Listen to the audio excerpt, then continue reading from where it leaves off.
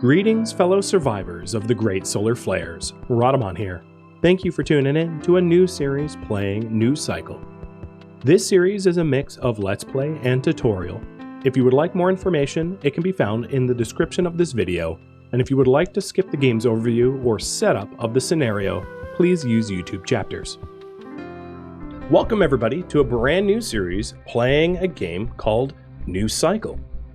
New Cycle is a post-apocalyptic city builder game with resource management and resource scarcity mechanics. You are tasked with establishing a settlement to survive in a world that was destroyed by civilization-ending solar flares. This game is pretty similar to Banished or Survive the Aftermath. I think it's actually most similar to Floodland, but Floodland is not that popular of a game, but it's also somewhat similar to Farthest Frontier as well. Whereas a lot of the survival is about resource scarcity, there is no combat, however. So this is a Let's Play tutorial hybrid on normal difficulty, and prior to the stream I had all of you vote for what region I would settle in, so I'll be settling the Meadow region. It won by like 8% of the vote. And then you live viewers are going to be able to vote for important decisions throughout the series. And as per usual, this will air on YouTube. So there's other game modes that are coming soon, and also other biomes. I'm going to be playing the campaign, but there's also Sandbox if you just want to be left alone and tool around, but it does not have in-game challenges. And then I'm going to be doing the standard timeline. So the way the game works is there's different ages. You sort of start off in the Stone Age, more or less, and you slowly progress up to industrialization, coal, steel, locomotives, conveyor belts, etc., etc. So the standard timeline starts you from day one of settling a settlement, and then the developed timeline kind of skips you ahead. I'm going to be doing the standard. These are the current biomes. There's Meadow, Tundra, and Steppe. The TLDR is that Meadow has less settleable land because of water, but it is good for water and agriculture and trees. The Tundra lacks trees and has harsh winter conditions, which can stricken your people ill. And then the Steppe doesn't have a lot of water, so you'll have to deal with that. So the Meadow is probably the easiest, but I've played all three, and they all have their own unique challenges, I suppose. I'm going to be playing on normal difficulty, but you can always customize or ramp it up or down.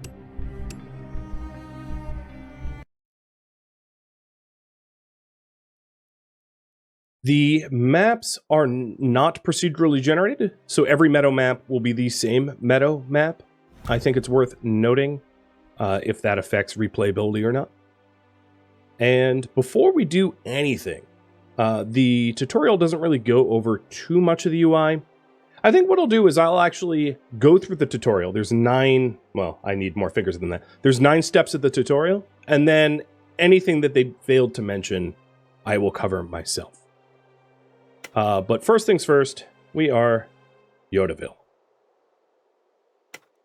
So, first step. We've reached this unknown land after a long journey. It seems isolated and safe. We hope it'll offer enough resources for a new start. Choose the most suitable spot to settle in the area and guide us to set up our base camp. So your initial main hall is the heart of your civilization, of your society.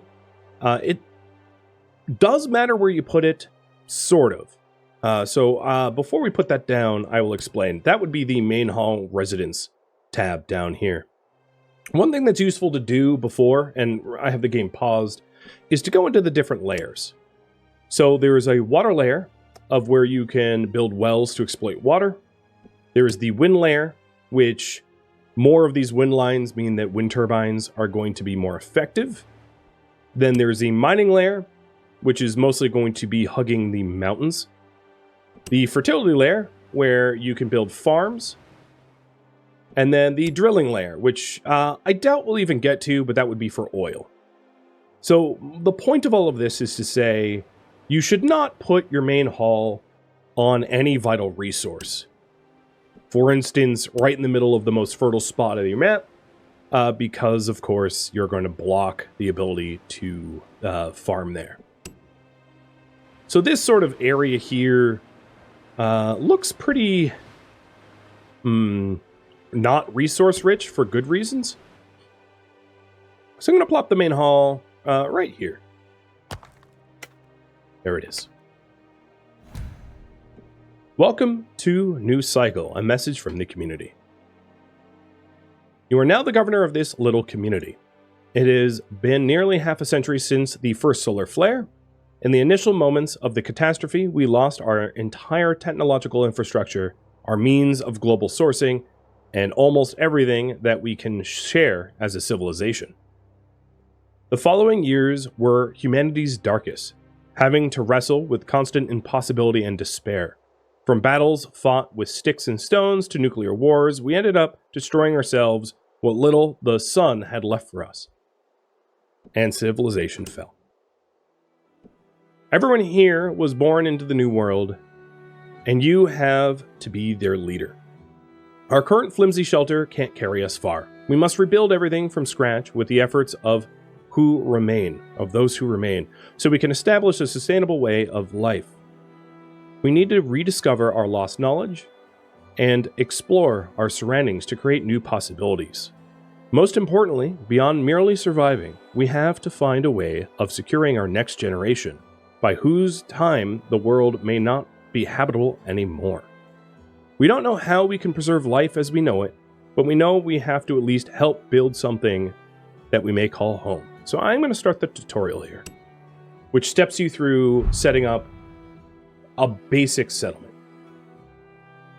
So I'm not going to read all of this, as there's a lot of verbose tutorial, but the TLDR is that I need to set up a field camp to gather logs and stones. So down in the bottom of the bar, this is your construction tab, and the field camp is a basic collection camp. And as you can see, there are resource nodes all over the map of wood and stone. Now, what I will say is that trees do eventually grow back, albeit slowly. On Meadow, there's going to be a lot more trees than on Tundra, for instance. So on Tundra, there's a very real possibility of clear-cutting your entire map and not having wood left. And then you would have to go out to the world map to solve that. And then another thing is that the stone deposits and the iron deposits that are on the map are finite, and also you can destroy them. Don't do that, because you're going to need to rely upon collecting those resources for survival. It's a lot easier to collect stones on the surface than mining for them. Same with iron. So I'm going to set up the field camp here. This field camp covers a lot of wood, a lot of stone, and a lot of iron. So it's a pretty ideal spot for first field camp. And then I'm going to set up one more. Let's see if there's another iron spot. So there's an iron spot. I'd like an iron, stone, and wood spot combined. But I don't think I'm going to get that. So I might just settle for stone and wood, as that would be fine too. So I'll set up one here.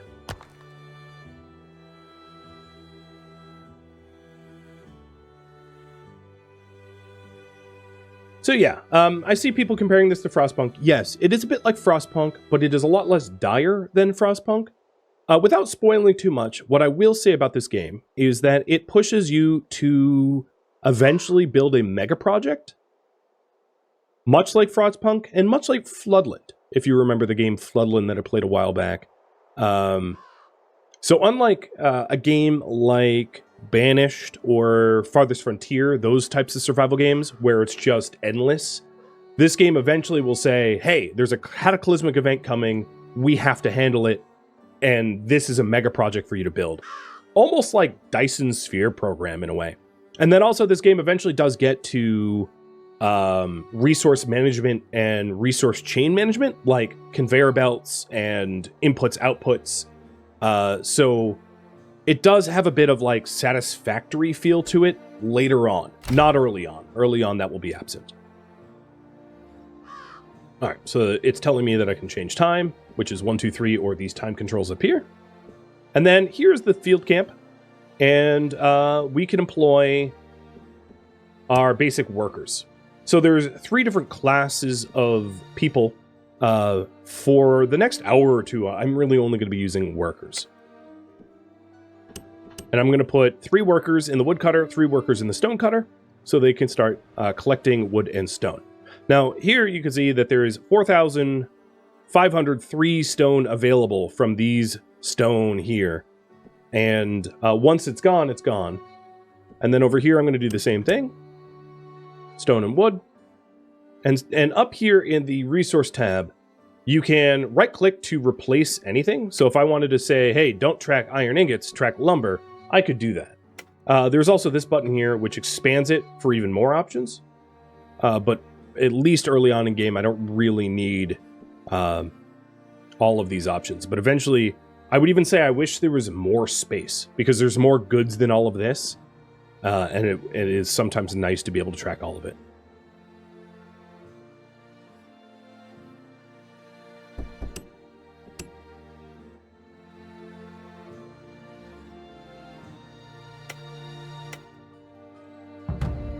Okay, tutorial step 1 complete. I collected the stone and wood. Now it wants me to build a lumber mill to process the logs into lumber. And lumber is going to be one of your main resources for building and expanding early on. So I'm going to decide to put my lumber mill right across the street from the main hall. The main hall does not have a sphere of influence that benefits houses. Much like a lot of other games, there are infirmaries, pubs, security towers, things like that. So you want to cluster all your houses together. The main hall doesn't matter in that regard. So the main hall stays here, but it doesn't need to be near where your homes are.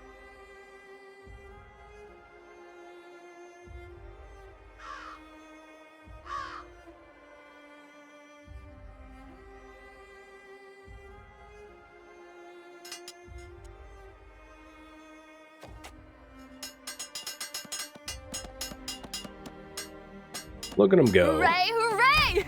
No one dies today! Okay. Production building. So, production buildings can only build one type of thing at a time. I'll spoil a little bit. Lumber mills eventually have the ability to make paper. So you can choose your target product that you want to make. And then, depending on your workforce and other factors in your community, like, for instance, whether you have bartering rights or whether you've recently had a fire, the efficiency in workforce calculates the output. And then this is the labor. So for this lumber mill, it needs to employ workers, and it can employ up to 5 of them. And then there is status notifications of stuff that is wrong with it. So right now it has no workforce and is not connected to a road network, which is going to reduce its efficiency. But that's the next step of the tutorial, so I'm not worried about that.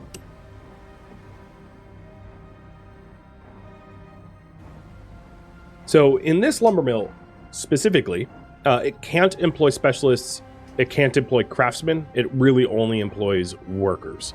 And that's going to be a lot of the facilities that you have pretty early on. So at the moment, the goal is just to produce 30 lumber.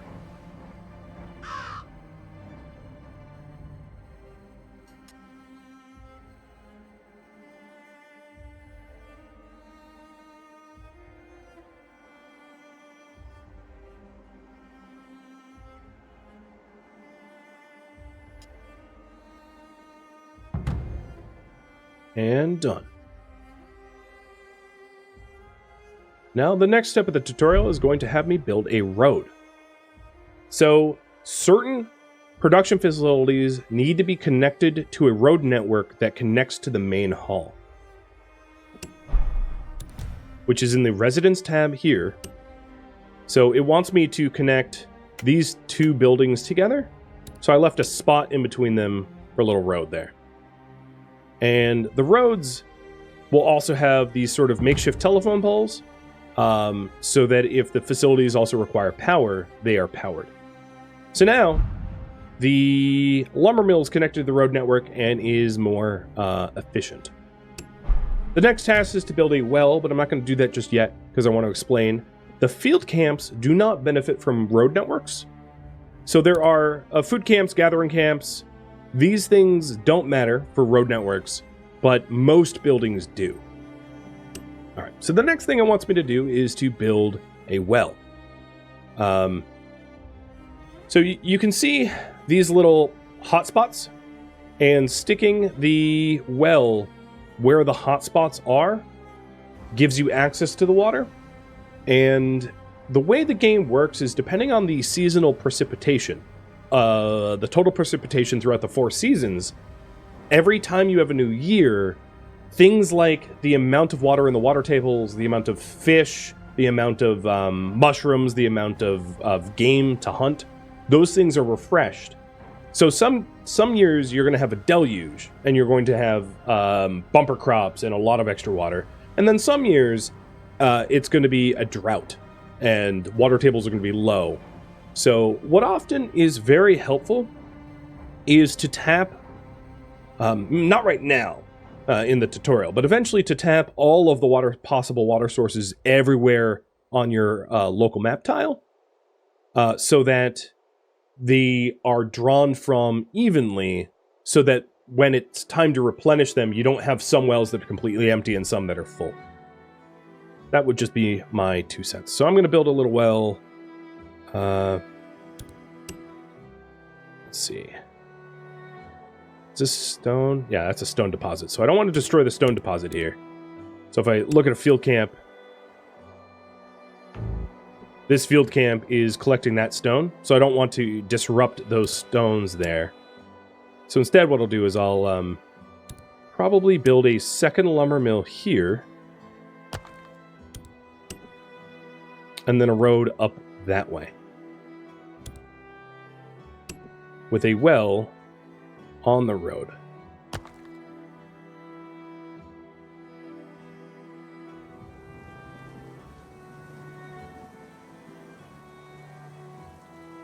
And yes, the more hotspots attached, it's the total available water in the water tables. It doesn't increase the collection rate. The collection rate is driven by the type of collector, so eventually you get stuff like pumps and deep pumps.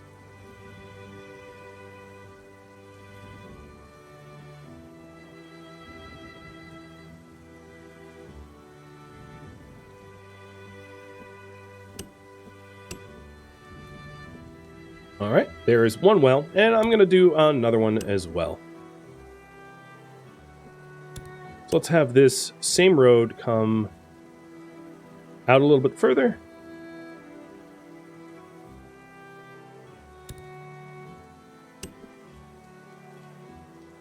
And I'll pop a well here.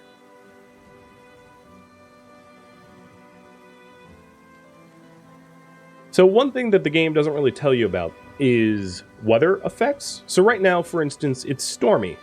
So stormy is making it more difficult for mushroom gatherers and hunters, making it impossible for offshore fishermen to work, but making the windmills more efficient.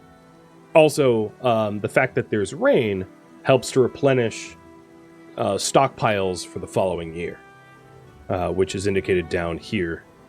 So right now, it's projected that we have extreme drought the following year, but that might change depending on how rainy or stormy the next few seasons are.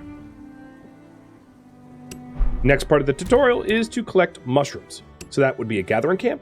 And just like the field camp, the gathering camp doesn't require a road network. So the gathering camp can collect fish, mushrooms, and meat. And I want to place them where they have access to sort of a little bit of everything. So that depending on the season, I can change the workforce. I'll put one there. That one is collecting meat, mushrooms, and fish. And initially, I'm only going to have the technology to collect mushrooms. I won't have hunters or fishermen. And then I'll do one more, maybe over... Plop it right there. There's a limited amount of available game and mushrooms, but it should be enough to warrant employing people there.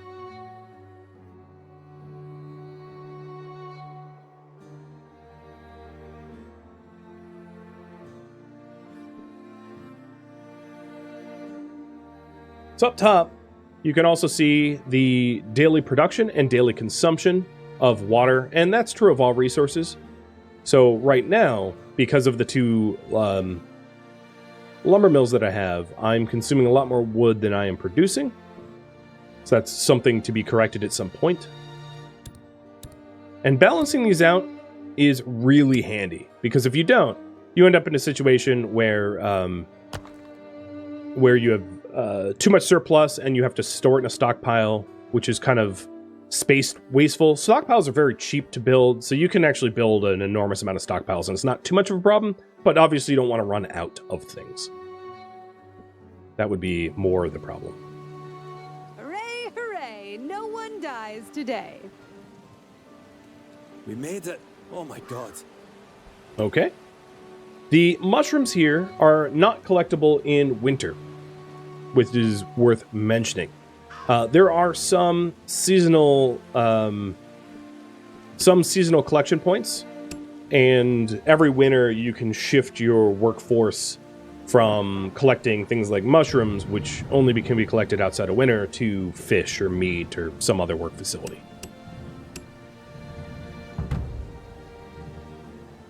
Okay, step 5 of the tutorial complete. So, next up is to process those mushrooms into simple meals. So we are going to make a soup kitchen, but in order to do that, we have to research basic construction. So that would be in the research tree, here. So I'm going to explain, because the tutorial doesn't really do it.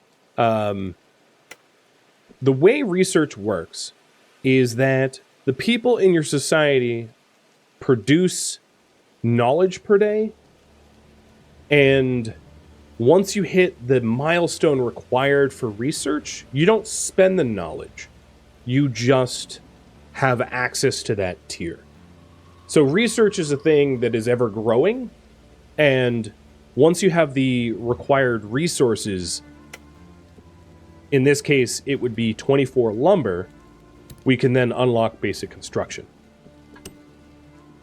Some things also have prerequisites. So for instance, living conditions to build shacks for people to live in require basic construction first.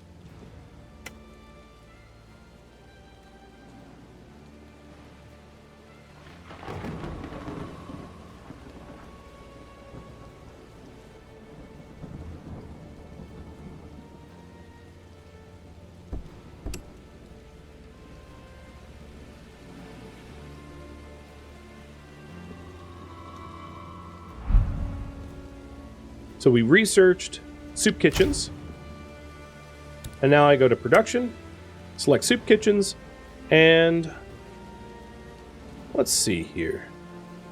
Where's my fertility layer?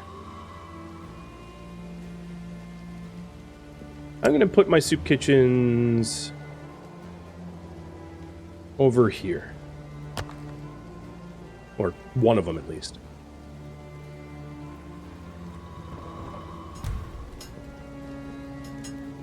A group of travelers have shown up, and we can either accept them or reject them. And this is going to be left up to you. I'm going to leave these sort of decisions up to you guys. So the more our settlement grows, the more attention we'll get from passers-by, and the more people will be willing to join us, both more frequently and in larger groups. This group of wanderers, less fortunate than us, awaits permission. So we're going to do flash polls for these, because these sort of options occur frequently, and we've accepted them. So now we have 37 people living in our ranks rather than 35. And if you mouse over this, it will actually tell you we have 37 adults, 0 children, 0 sickly, and 6 unemployed.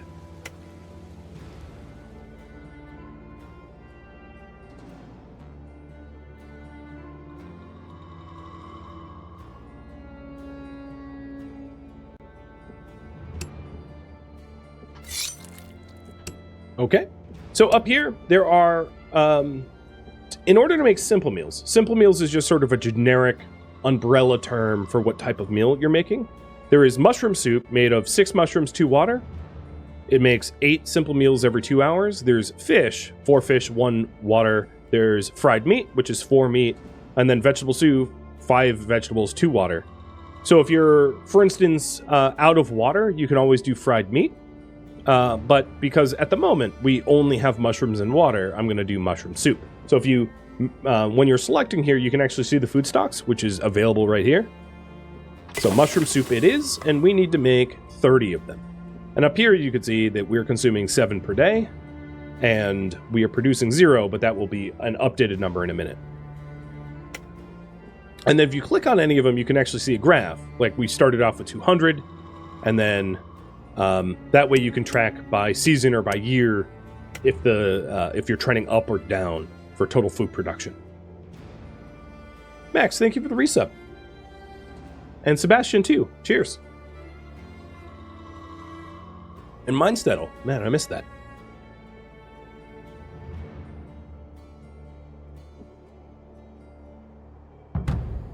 Okay, tutorial step 6 complete. Population management. So, up here in the population management, this shows you the morale and efficiency of your workers. So the happier they are, the more efficient they are. And a lot of this game is balancing resource scarcity with morale and efficiency. So there's different types of classes. There's the basic worker class, craftsmen and specialists.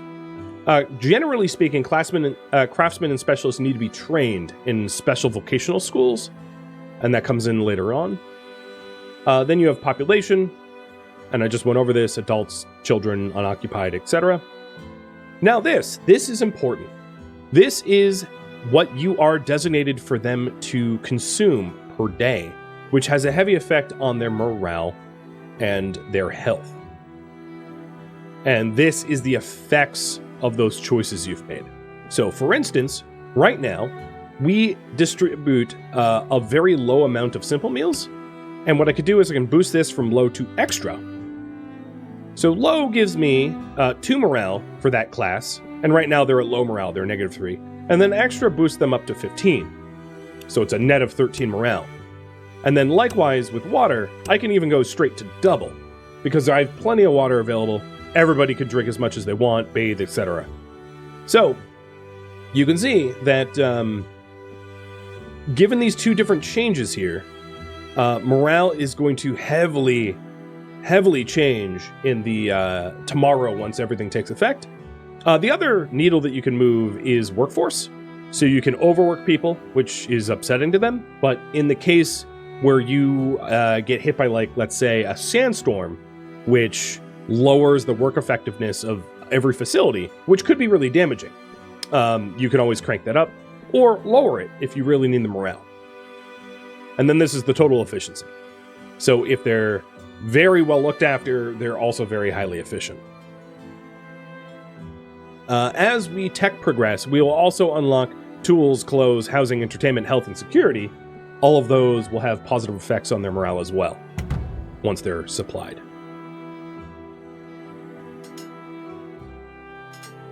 So here is step 8, supply and demand. So set the ration distribution to regular and distribute rations successfully for 2 days. So it wants me to go to regular. That's fine. It's less food than I was going to give them. And then the other thing I want to pair with this is a second soup kitchen. Because I'm obviously going to be supplying them with a lot more food, so it would be good if, we didn't run out. But actually right now we are producing plenty.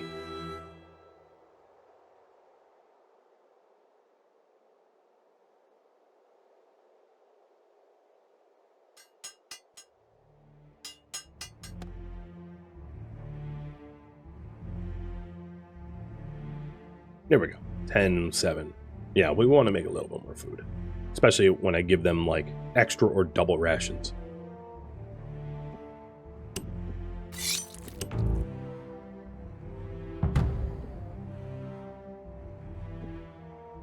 Okay, tutorial 8 complete. And the last step, the overview panel.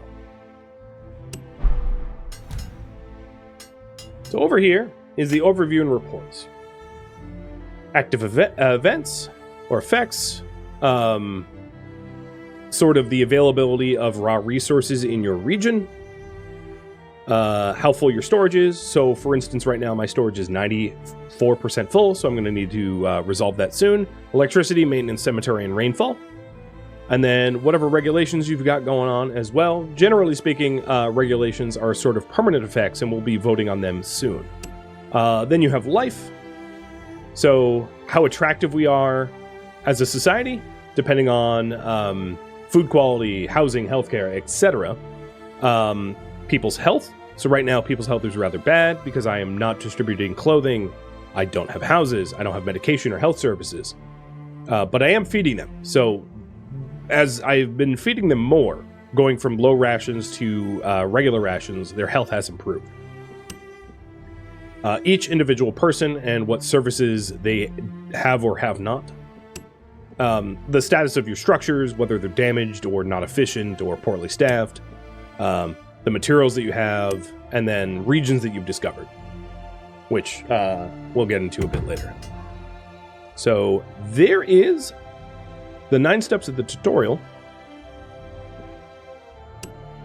And now we are off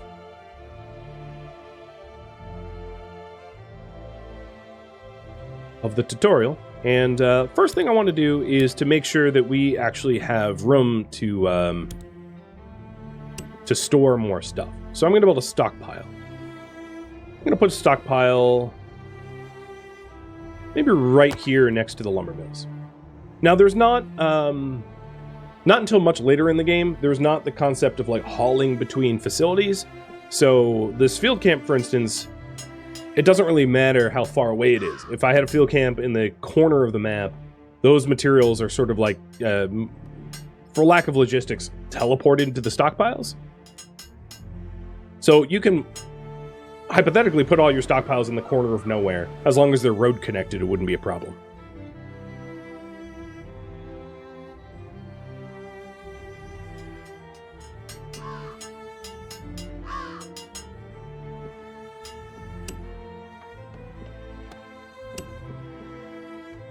All right, I'm going to go back to the morale here, and I am going to distribute double rations for now, just to raise the morale a little bit more. And now that I'm off the tutorial, I'm also going to research living standards. I would like to build houses for everybody. Lath, thank you for the resub.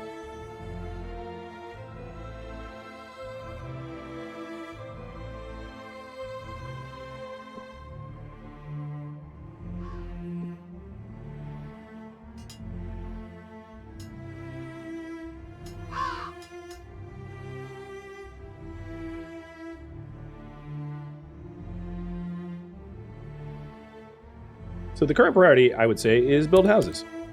So let's go ahead and pull this road down here. This, let's make sure that there's no... Okay, there's no resources here. So this is a nice open swath of land that is not particularly fertile, that doesn't have a lot of water under it. So this would be a really good spot to cluster our houses together.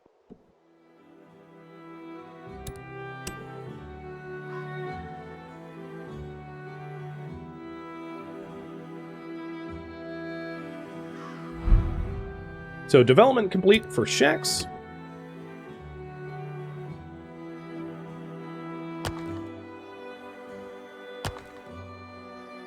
And we have 37 people, so I'll build 4 shacks.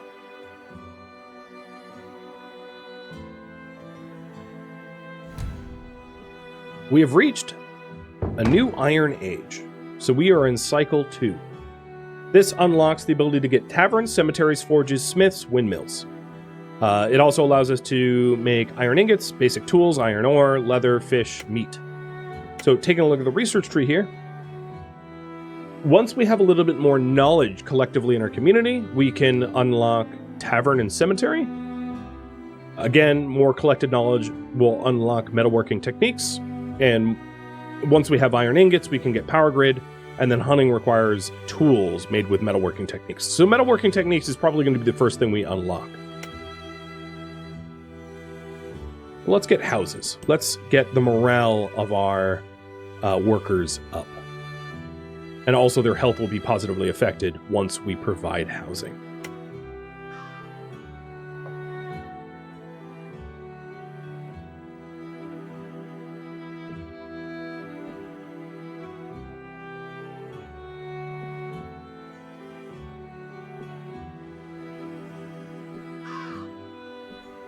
All right, there we go. So with everybody in houses now, tomorrow it will re-register that they are housed, and therefore their health should go up, their morale should go up. Yeah, there we go. Housing. Actual morale plus 10. So we have subpar morale, but it's definitely improving, which means that our workers are going to be more efficient at doing whatever work they need to do.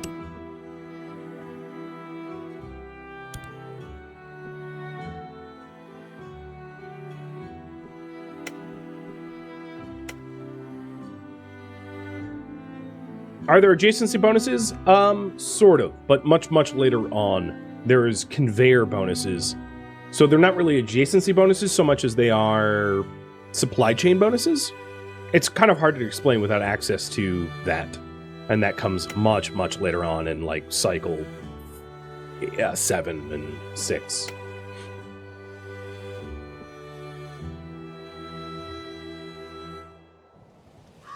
So I am just got the knowledge to get metalworking techniques.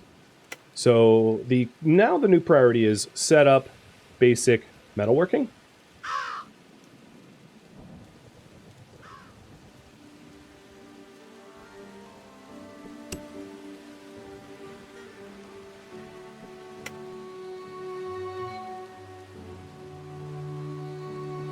We'll get that researched.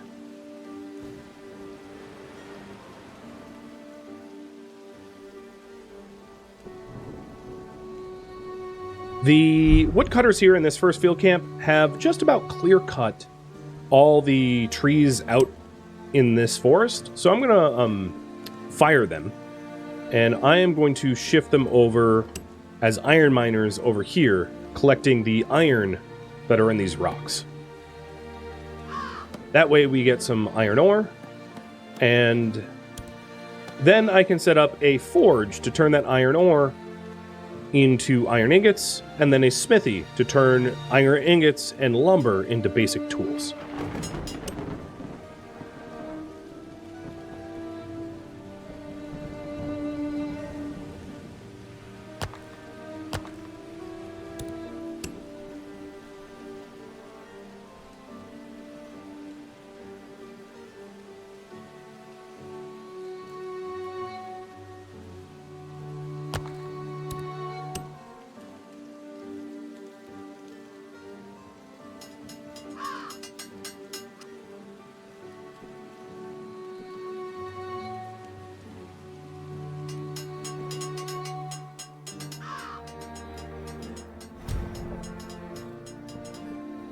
So, we need a workforce. Let's see who we can fire. So right now our, what I could do is I could turn off one of the lumber mills, as we have plenty of stockpiled lumber, and then employ those lumber mill workers as forge workers.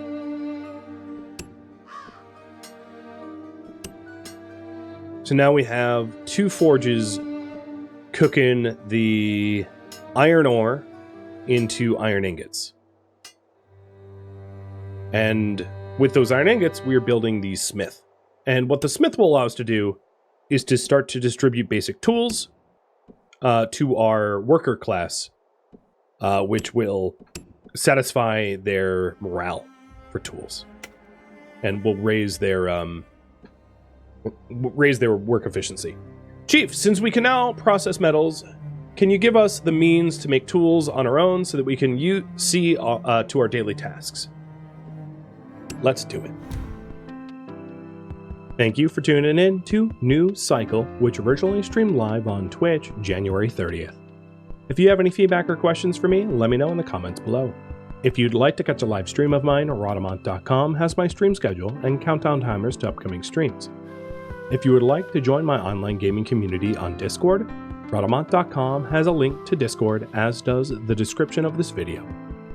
Thank you so very much for watching, and a special thank you to my Patreon patrons, Twitch subscribers, and viewers like you that support the channel and made it all the way to the credits. Thank you so very much. Hope to catch you in next episode or an upcoming stream. Farewell, my fellow Solar Flare survivors.